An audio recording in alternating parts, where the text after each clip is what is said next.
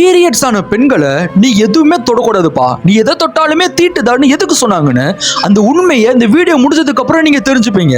இந்த உண்மை இன்னும் தெரியாதனாலதான் பல குடும்பத்தில் இருக்கிற பெண்களை இப்பயும் அவமானப்படுத்தி அசிங்கப்படுத்திட்டு இருக்காங்க.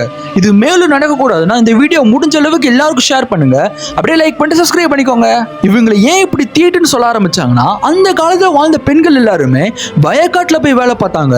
தன்னோட வீட்டுல இருந்தபடி வரகு கட்ட தூக்குறது, இடுப்புல குடம் சுமக்கிறது, இந்த மாதிரி நிறைய ஹெவியான வேலையை அவங்க பார்த்துக்கிட்டு இருந்தாங்க.